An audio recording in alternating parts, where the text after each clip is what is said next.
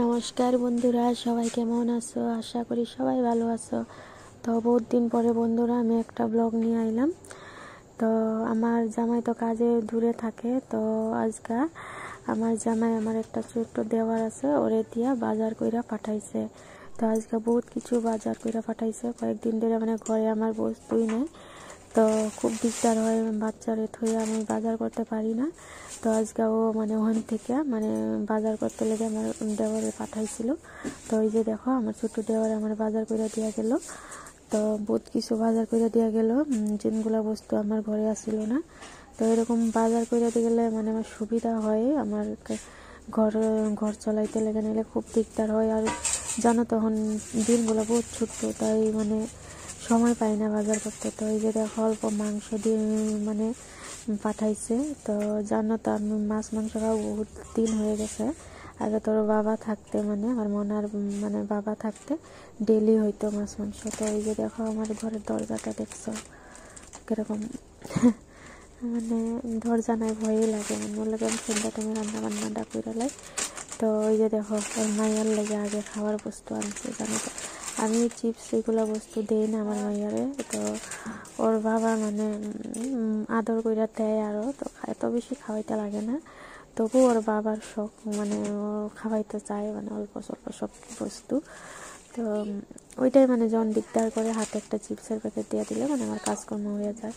তো মাইয়ার লেগে এই যে বিস্কুট, মানে এগুলো বিস্কুট একটা হাতে দিয়ে দিলে সারাক্ষণ ঘুরে ঘুরে খাইব, তো আমার কামগুলো মানে হয়ে যায়।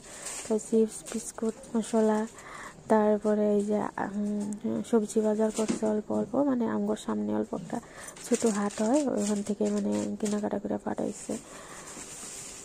তো কয়েকদিন ধরে খালে আমি ডাল সিদ্ধ দিয়া ভাত খাইতেছি, ওই যে রেশন দোকানের ডালগুলা দিচ্ছে যে ওইগুলা দিয়ে।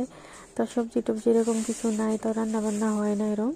তো কতদিন আমি চা খাইয়াও থেকে গেছি, সবজি নাই করে বাজার করা হয় না, তো চা রুটি এমনি খাইয়া থেকে যায়।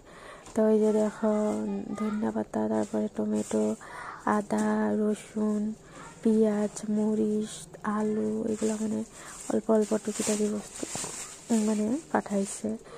তো ধনিয়া পাতাটা মানে আমার দেখে খুব পছন্দ লাগছে। আমি কতদিন ধরে মানে ধনিয়া পাতা খাই না।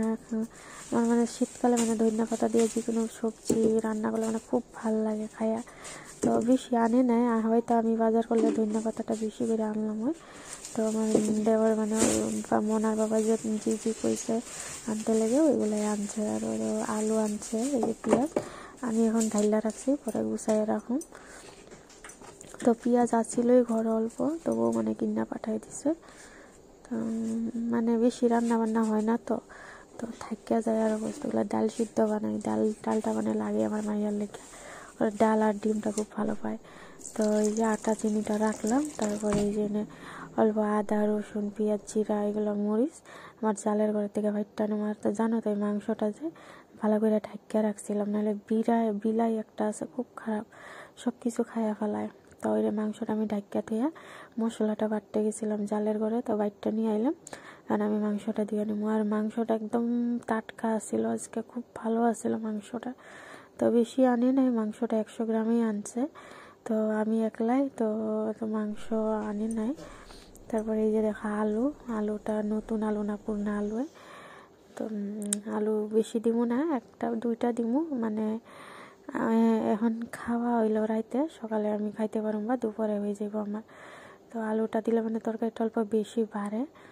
তো পেঁয়াজ কেটে নিবো দুইটা, আর ওইটা কেরি ব্যাগগুলো পরে আমি জ্বলাই দিবো। তারপরে এই যে আমি আলু মাংস ধুইয়া রাখলাম, মশলা বাটা অল্প, রসুন পেঁয়াজ দুইটা মরিচ কাটতে আমি যে রেডি করে নিলাম দেখো। তো এগুলো আমার রেডি হয়ে গেছে, অনেক বানাইতে যাবো। তো গ্যাসটা জ্বলাইলাম। তো ঠান্ডা খুব লাগছে বন্ধুরা, জানো তো।